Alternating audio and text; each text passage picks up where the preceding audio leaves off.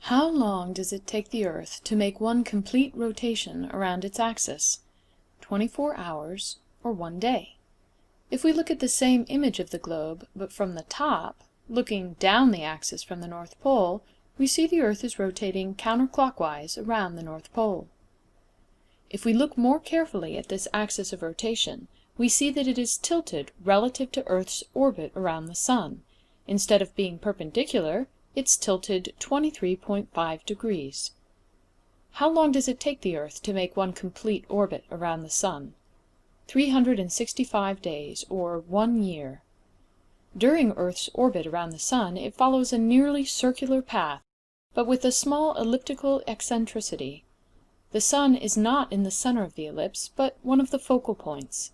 Bottom line, the Earth is a little closer to the Sun every January and a little further away every July. Does that cause us to have seasons? Let's think about it. We'd expect the planet to be a bit warmer overall when we're closer to the Sun. When does that happen? January. Is that our warmest season in the Northern Hemisphere? No. So the seasons must result from something entirely different. Let's return to the tilted axis of the Earth.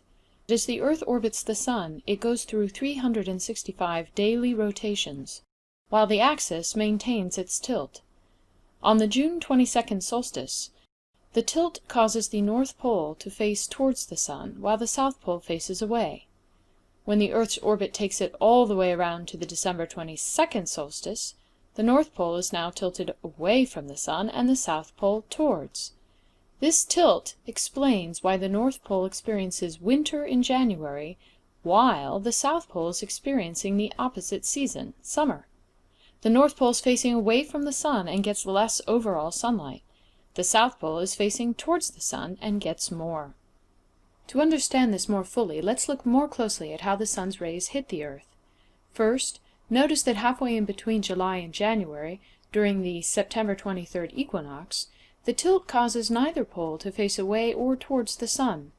As the Earth rotates every 24 hours, each area of Earth's surface will receive 12 hours in view of the Sun and 12 hours out of sight of the Sun.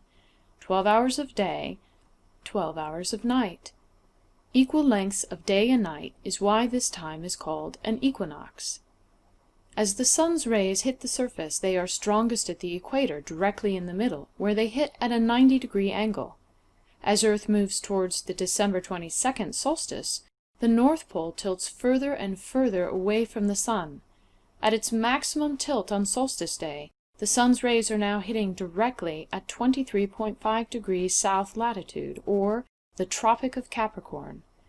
Notice that every location within the Antarctic Circle at the South Pole is getting 24 hours of sunlight. As the Earth rotates, none of these locations is ever lacking in sunlight. This creates the summer season for the Southern Hemisphere. In the Northern Hemisphere, inside the Arctic Circle, the reverse happens. 24 hours of darkness, winter season for the North. As we watch the Earth continue its orbit, the Earth's tilt again moves towards the Sun, such that when we reach the March 22nd equinox, we once again have all parts of the planet receiving equal amounts of sunlight and darkness. The equator once again receives the direct sunlight. At high noon, the Sun would be directly overhead here. Returning back to the June 22nd solstice, we see the tilt move the North Pole towards the Sun, so that the North Pole receives more and more hours of sunlight each day. At the solstice, the Northern Hemisphere experiences summer. All points within the Arctic Circle experience 24 hours of sunlight, and the Sun is directly overhead, providing its most intense heating at the Tropic of Cancer, at a location 23.5 degrees north of the equator. As we continue to watch this process, we can see that the Southern Hemisphere moves through this 1-year orbit from its winter through its spring, summer, fall, and back to winter, while the Northern Hemisphere experiences the opposite season. Note that each solstice and equinox represents opposite seasons in opposite hemispheres. The winter solstice in the Northern Hemisphere is the summer solstice in the Southern. That means that sun lovers can plan trips to maximize their sun exposure, traveling to the Southern Hemisphere in December, January, and February, and the Northern Hemisphere during June, July, and August.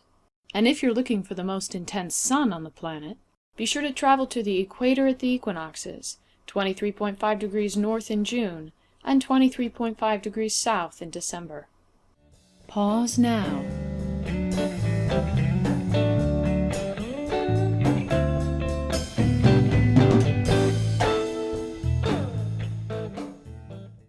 For more information and more detail, continue on to the next video in this series.